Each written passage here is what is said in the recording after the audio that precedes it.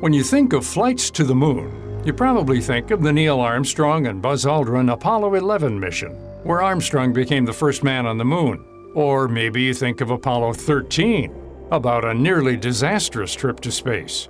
But few people would think of Apollo 8, though that mission was the first time a spacecraft ever safely orbited the moon. Author Jeffrey Kluger wrote the book that served as the basis for the movie Apollo 13, and wrote another book, Apollo 8, the thrilling story of the first mission to the moon.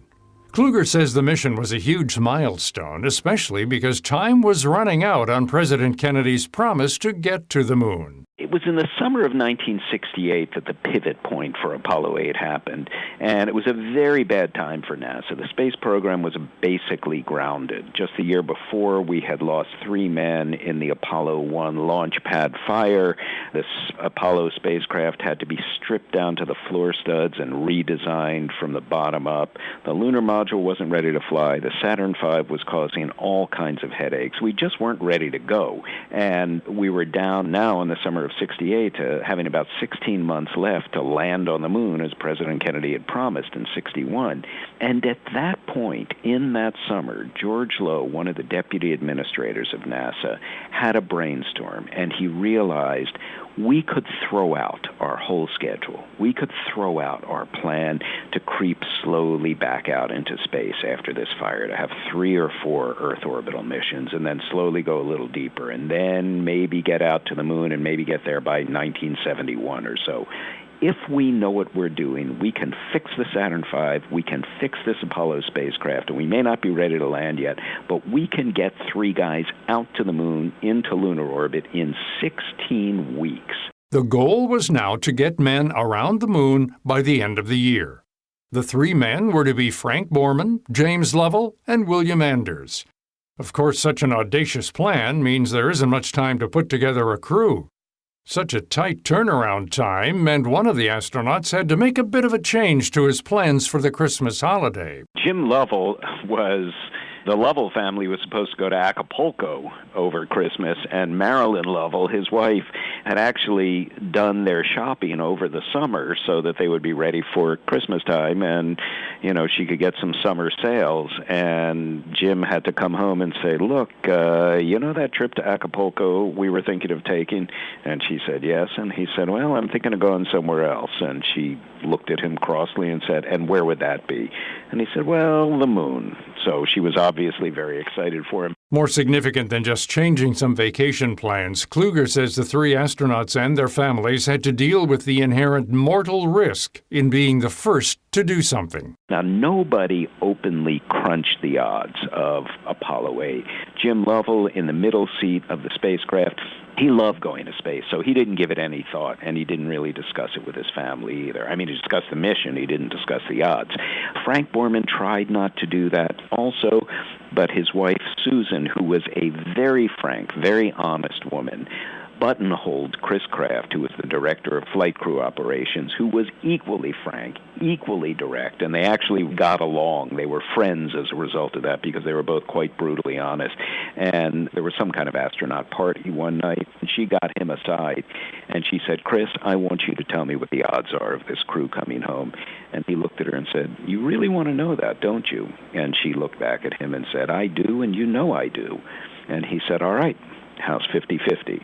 And she said, I suspected as much. Despite the risk, Kluger says it really is no surprise astronauts were so willing to go on the mission. Look, astronauts are human beings. No astronaut is going to fly a ship that he knows is a jalopy. No astronaut is going to fly a ship in which he knows there's a high likelihood that he's going to lose his life. But they are willing to fly good spacecraft, and they are willing to fly smart missions, even if they know that by their very nature, those missions come with a high risk of death.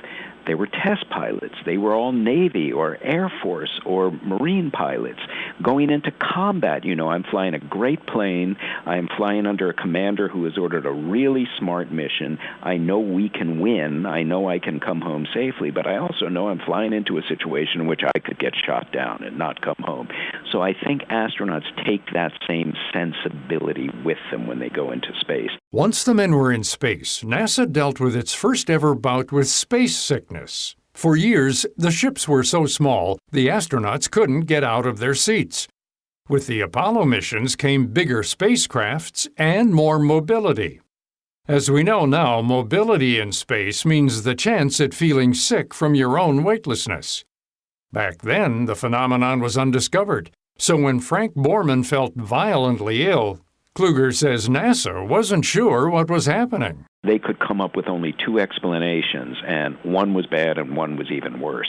The merely bad one was that Borman had contracted a stomach virus, which in that tiny spacecraft, without windows you could open, would certainly, with almost complete certainty, be transmitted to the other two guys, so within a day they would be sick as well. Or the much worse possibility was that he had contracted radiation poisoning, because no one had ever flown through the Van Allen radiation belts around the Earth before. Now, the Van Allen belts, if you just sort of step in and step out, you get a radiation dose which is equivalent to maybe a dental x-ray, which isn't so bad. But these guys had to fly through it, which meant a 7-hour dental x-ray. So they were really afraid that this was a case of radiation poisoning. The order thus came up from the flight surgeon, we have to scrub this mission. These guys have to come home. Borman responded, that's pure, unadulterated, expletive deleted. And at that point, it became almost a challenge. So he gathered himself up, and his sickness abated, and he was back in command of his spacecraft. What Apollo 8 is perhaps most famous for is a Christmas Eve broadcast of the ship orbiting the moon. Kluger says the entire thing came together completely by chance after the scientists figured the best day for the launch conditions was December 21st. When they realized they were going to launch on December 21st, they also realized they were going to be in orbit around the moon on Christmas Eve, which is pretty extraordinary. So before they left Earth, they were told, look, you're going to do a broadcast from lunar orbit on Christmas Eve. You're going to have the largest audience that has ever watched anything on TV at one time. The estimate was that it would be about 1 billion people, which was roughly a third of the entire population of the planet. And Borman was told, say something appropriate. And he said, what? What is appropriate? What am I supposed to say in this epical moment? And they said to him, figure it out. Well, someone named Joe Layton, who worked with the American Information Agency, which is basically America's PR agency, was tasked with coming up with an idea, and it was his wife who came into the kitchen late one night when he was working on what they should say, and she said one word, Genesis. On Christmas Eve 1968, the crew of Apollo 8 was orbiting the moon and read from the book of Genesis on TV.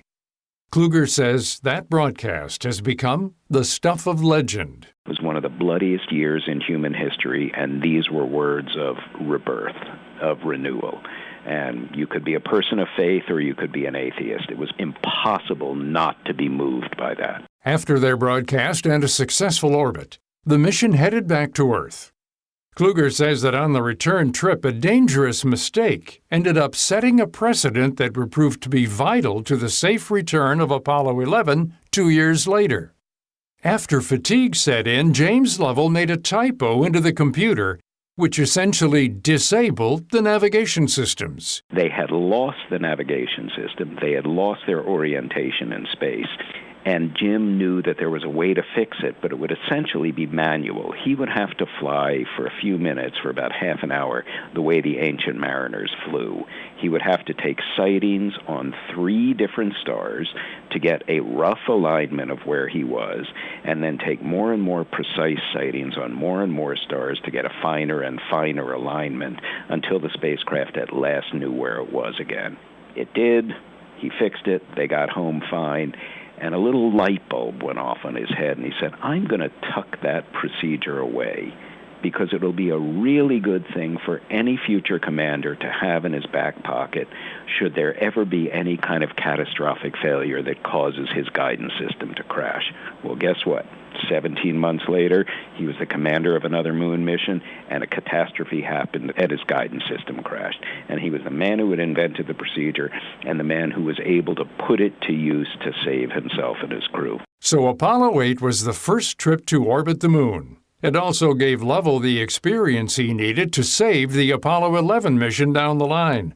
But Kluger says those aren't the only big takeaways he sees in the Apollo 8 mission. Apollo 8, I think, also gave us a legacy that we can and should be remembering today, which is that we are capable of doing really difficult stuff. We are capable of doing seemingly impossible stuff if we simply decide to do it. One of the most powerful words President Kennedy ever spoke, out of all the millions of words he spoke and all the speeches he gave, was the word choose. When he said, "We choose to go to the moon."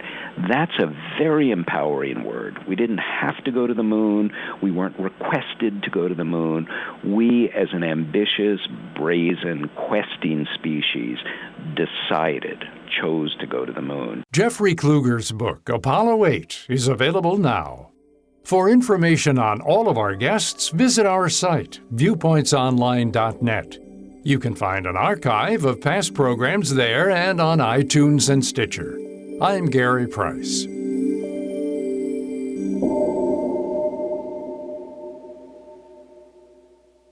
At the beginning of the school year, moms and dads have high hopes to have a better morning routine, like lay out clothes the night before, wake up earlier, and make breakfast every day. To which Online Mom Truths personalities Kat and Nat say, "Yeah, right. How about a little reality here? Kat and I have 7 kids between us, and you know those school year resolutions? You know, there's a survey from Nutri-Grain that shows 84% of parents make school year resolutions, and more than half of us break them within a few months. But it's okay if your back-to-school resolutions fall flat, because Nutri-Grain gives you the energy to keep going. So what does your real morning look like? Share your back-to-school morning mishaps and triumphs with us on social at #RealMorning. Nutri-Grain comes with real fruit, 8 essential vitamins and minerals, and 8 grams of soft whole grains. It's a satisfying, efficient, portable breakfast bar for your time-compressed morning. Share your stories with Kat and Nat at #RealMorning. I used to leave voicemails for myself because the only one I could trust to get something done right was me. Hey, you, it's me. Remember to order safety goggles and grab some milk on your way home. But now I use Grainger. Grainger's got the technical support you'd expect from America's #1 source for industrial-grade supplies. They're in the business of helping my business, so no more talking to myself. Now I talk to Grainger, because when it comes to keeping your business running, Grainger's got your back. Call or click Grainger.com to see for yourself. Grainger, for the ones who get it done. What are you going to do with your old car? You can try selling it, you could junk it, or you can donate it to Heritage for the Blind. Your car will be towed away for free, and your donation is tax deductible. Just call 1-800-835-1478. Heritage for the Blind accepts cars, vans, trucks, and boats. It doesn't matter if your vehicle runs or not. It will be towed away for free, and you'll be supporting those that need help. Heritage for the Blind is a nonprofit organization that helps the visually impaired live fuller lives. Call right now to donate your car, and as a special thank you, you'll receive a free 3-day vacation voucher to over 50 locations. Call Heritage for the Blind right now. Call 1-800-835-1478. Donating is easy, and your vehicle is towed away for free. Plus, you'll get a free vacation voucher for donating. Call now, 1-800-835-1478. That's 1-800-835-1478. Thank you for listening to Radio Health Journal, a production of MediaTrax Communications. If you enjoyed this week's show, please leave a review on iTunes or share it with a friend. You can find more Radio Health Journal stories about health, science, and technology on iTunes, Stitcher, and at radiohealthjournal.net.